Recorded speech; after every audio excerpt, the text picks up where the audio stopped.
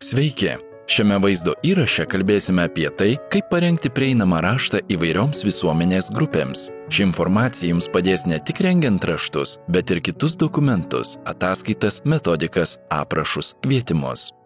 Rengdami prieinamą raštą remsimės Lietuvos Respublikos socialinės apsaugos ir darbo ministro įsakymu dėl informacijos teikimo asmenims su negale, jų pasirinktais prieinamais bendravimo būdais, rekomendacijų patvirtinimo bei Web Content Accessibility Guidelines standartų.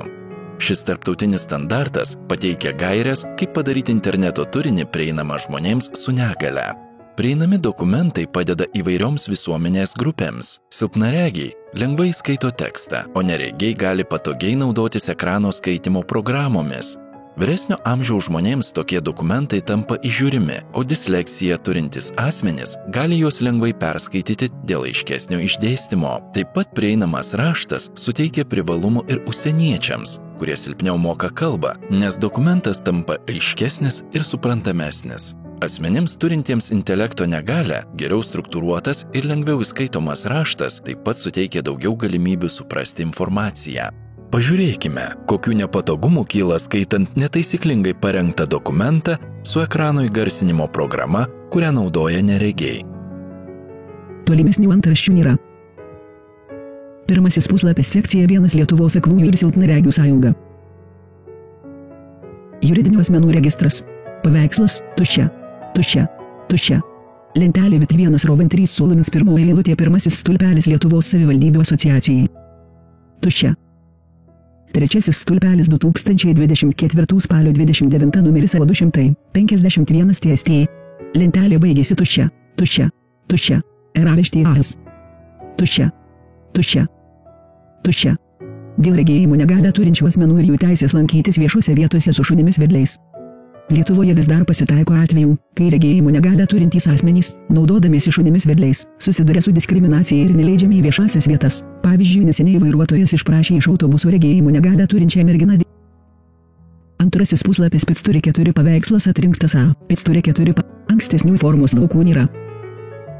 Pirmasis puslapis Straibų Tarovco Netsto ir 3 paveikslas. Pic turi 2 paveikslas atrinktas A. Pic turi 2 paveikslas atrinktas. Dokumente nėra antraščių, per kurias būtų galima naviguoti. Norint nueiti iki svarbios informacijos, reikia perskaityti daug neaktualios. Tuščios eilutės apsunkina skaitimą. Žodis raštas yra išskaidytas atskiromis raidėmis, dėl to sunku suprasti jo reikšmę.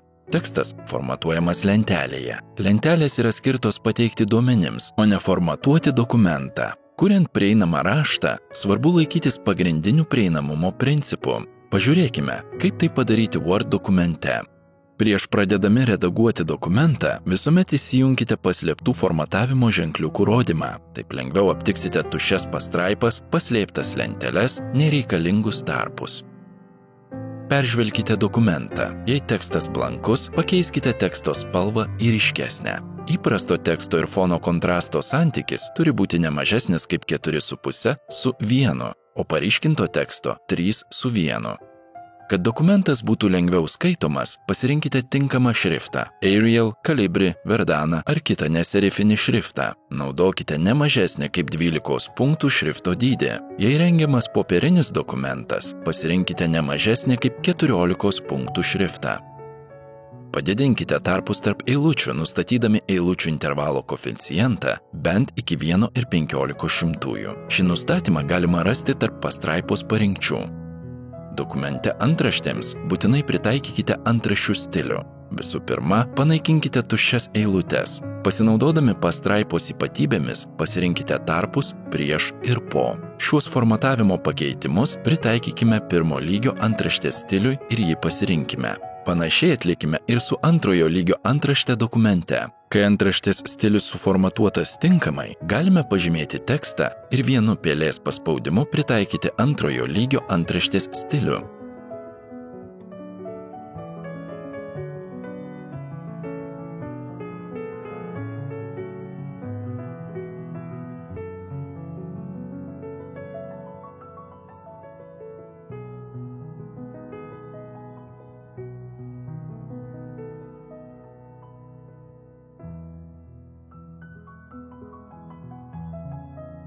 Vis dar dažnai pasitaiko, kad dokumentui formatuoti naudojamos lentelės.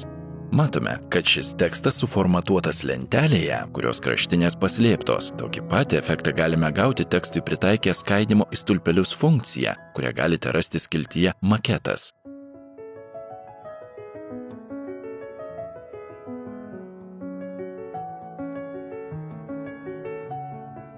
Peržiūrėkite dokumentą ir panaikinkite perteklinės tuščias eilutes. Norimus tarpus atvaizduokite pasitelkę pastraipos formatavimo ypatybės, tarpai prieš ir po.